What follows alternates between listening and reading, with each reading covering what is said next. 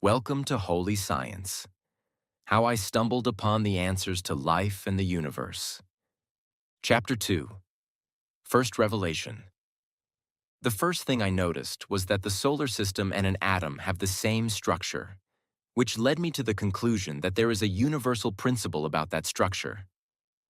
I deduced that an atom has all its orbitals on a plane, just as the solar system does. This led me to think that a galaxy must also have the same shape, and therefore the universe also. There is something that structure is telling us that physicists have missed, I thought. Although I didn't realize it at the time, I was starting down the path of an anomaly referred to as the unified theory. Einstein spent 30 years trying to solve it, and I had stumbled across it.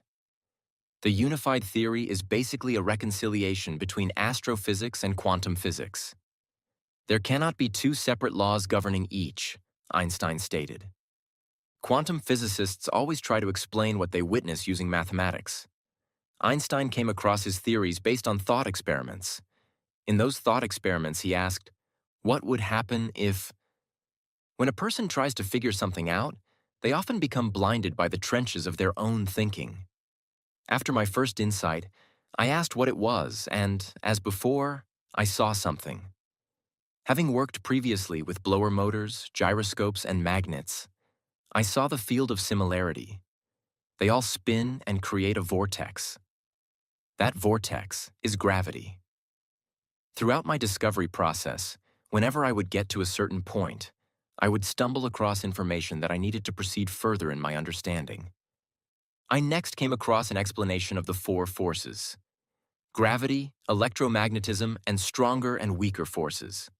Immediately, I saw they were all the same thing, but they weren't just forces. They were the result of a greater force. There is one structural principle here, and it is gyroscopic.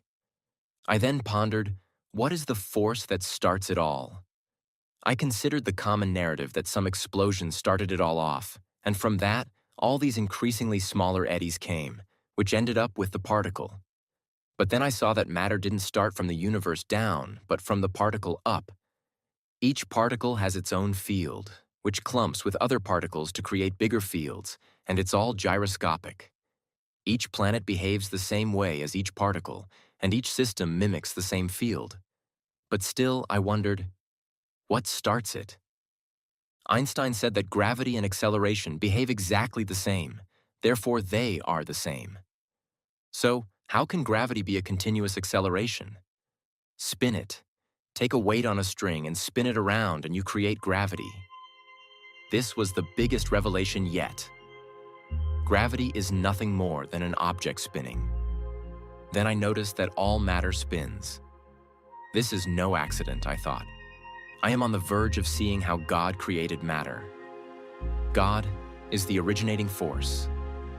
When you spin an object, you create polarity. Polarity has a distinct behavior. Spin a gyroscope one way and it pulls to the right, spin it the other way and it pulls to the left. The direction of the spin can be reversed by flipping the gyroscope upside down.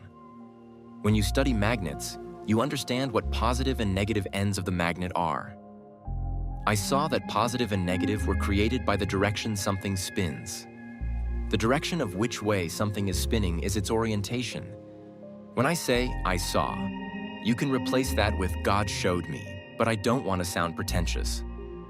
Positive and negative are polarity. All matter has polarity. Therefore, all matter is spinning. Why does all matter spin? Then I saw it, the principle which eludes physicists. I won't go into it here, but I immediately knew that matter spins at the speed of light. Light? Why does that ring a bell? Then God said, "Let there be light." Genesis 1:3. Einstein said, "Light is a constant." What is this principle of light? How and why is it that light defies physics?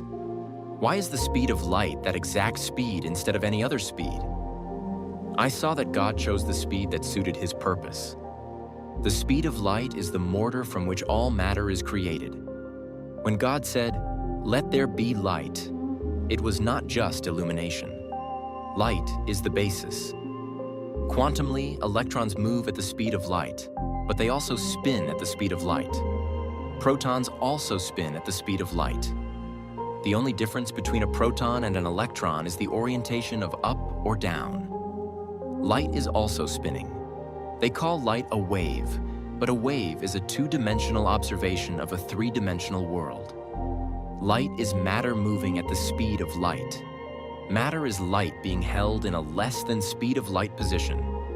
Einstein's calculations on mass were based on the speed of light, but he didn't understand that mass was light. Today, physicists still argue over whether light is a particle or a wave. I've explained it here. That one's a freebie. At this point, I couldn't believe what I was seeing. It seemed magical and impossible. I had so far been trained to think only in physical cause and effect, but now I am seeing something beyond physics. I doubted what I saw. It just couldn't be, I thought. Physics must explain physics, not some supernatural force. This is the bottom line error and bias most physicists have. They cannot entertain the origin of physics because it cannot be method. When physicists start to get into the trenches of the equations, they lose the ability to see from an objective point of view. They try to figure out the why of things. This is the error.